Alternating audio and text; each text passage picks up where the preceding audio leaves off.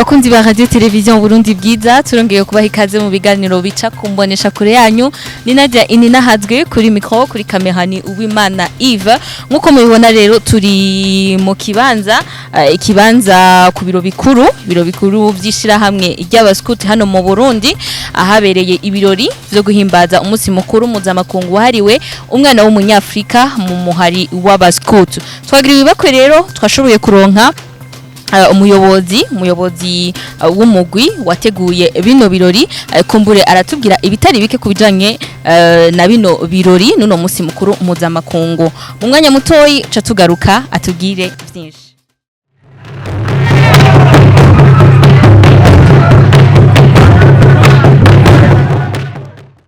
Bakozi ba Radio Television Burundi bwiza mubandanye gukurikirana ibiganiro bica kumbonesha kure yanyu nari nabagiye ko ndi kumwe n'umuyobozi yateguye ibirori byo guhimbaza umunsi mukuru mpuzamakungu wariwe umwana w'umunyafrika mu muhari w'abaskuti turabaramukije. Murakoze cyane ndabaramukije. Ego murashaka kubanza kwidondora abariko baradukurikirana. Nitwa Herbert Hakiza abaskuti twabanyise BT Saint-Pavide nkabasanzwe ndongoye le réseau Messenger of Peace, Message de la Paix, muri Region Scout Imbo. Ego, mbega ni kubera iki mwiyumviriye guhimbaza kuko ni ku ncuro ya mbere nimboneka rimwe n'ubwa mbere bibaye hano mu Burundi ni kubera iki mwiyumviriye guhimbaza uno munsi mukuru mpuzamakungu wahariwe umwana w'umunyafrika mu muhari wanyu w'abaskuti? Twadusanzwe duhimbaza n'indi minsi mikuru nk'iyonye duhimbaza imisi mukuru yari ugwaruka aduhimbaza imisi mikuru yahariwe abatishoboye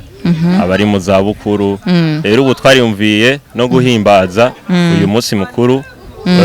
w'umwana wa Afrika kubera abaskuti dukorera mu aho dutuye muri lokalite yacu rero twiyaguye gose turabaskuti bo muri Afrika n'umutegerezwa guhimbaza nk'abana ba Afrika uwo munsi mukuru gatwerekane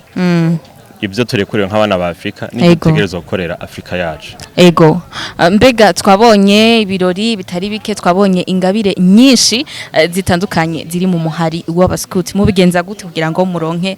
ingabire nka zirya zose twabonye? Umura w'abaskuti ni umuhari w'ugwaruka rego gwaruka yo waje hajya mu muhari kuba tanti murabambara ama uniforme n'akaja bitugo bakaza mu muhari niba baje gusaga baririmbe banime gusa baba baje no kwaronkera indero niyo ndero baronkera turabigisha kuba abantu ubuntu hanyuma impano babasanzwe bazifise tukazishira ahabona zikagira ico zamari hama kazifashisha n'abandi mu buzima bwabo cyo twamwabonye barazi ibintu byakahise kandi arwaruka gubunye ibyo byose bavyigira mu muhari rero niho kibanza ciza cyo kureramwo abana hajya kwa 6 hakabana bajamara barakabaja mu bindi bintu cyo tumaviza cyabazana hajya nibyo byose mwabonye bijya ni inyigisho bakura mu muhari nico kibanza kibaha kwerekana no kwisanzura bakerekana impano zabo. Ego murakoze cyane twashimire cyane Monsieur Hakita. Nari ndabashimiye cyane no hanyuma